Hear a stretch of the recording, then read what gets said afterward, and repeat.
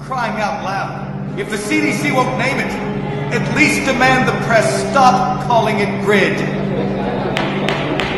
Well, unfortunately, I have to take credit for coining the term GRID, which stood for gay-related immune deficiency. We were seeing a cluster of gay men who were suddenly critically ill of pneumocystis pneumonia, which was the indicator disease of something new, and reported our findings to the CDC. I was the chief of the STD division at the CDC at that time when the draft report of 5 cases of pneumocystis in gay men came across my desk for review.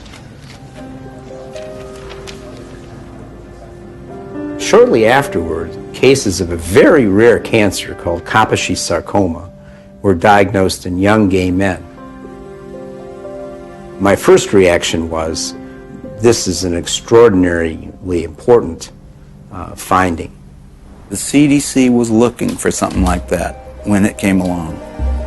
They were looking for it already. They were hoping there was going to be a new plague because polio was over. The CDC's budget was getting decreased. This is back in like the early 80s.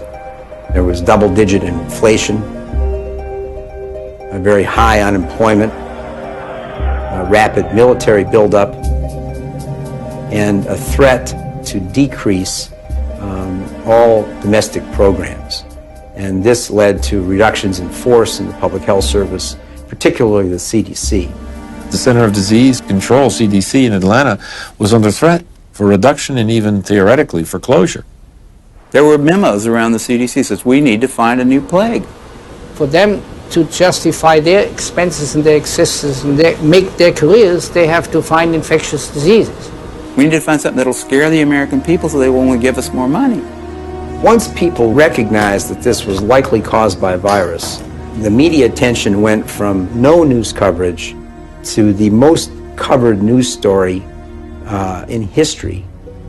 People went from neglecting it to fear and panic. Maybe I can get it. All of a sudden, AIDS was a very fundable project, and I suppose the psychology they worked on was the fact that they thought, well, in Congress, essentially this is white, straight, heterosexual men who are the congressmen, and if they feel they can't fuck around without being worried about AIDS, they're going to let the dollars out. And it worked. Suddenly there was a lot of money available for anybody who wanted to study HIV. And nobody ever looked back and said, why do we want to study HIV? Bob Gallo said on television, causes AIDS. The evidence shows that this disease is not merely confined to the gay community. I motion to call the disease Acquired Immune Deficiency Syndrome, AIDS.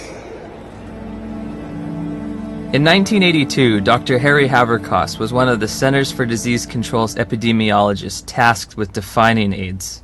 AIDS refers to a syndrome, and its definition changes periodically. AIDS is a chronic disease. It's based on its immunodeficiency. AIDS is not a disease, right? AIDS is a whole lot of different things. Depends on what country you're in. When your CD4 count falls below a certain arbitrary level, by definition, you have AIDS. When someone's count goes down and then it goes back up again, it's, politically they may still have AIDS. Medically, I don't think they do. If you develop any of a number of opportunistic infections or diseases, that puts you in the category of AIDS.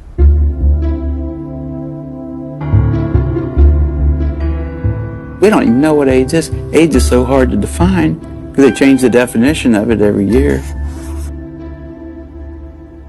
The definition of AIDS has broadened over time. It was revised in 1985, and then again in 1987.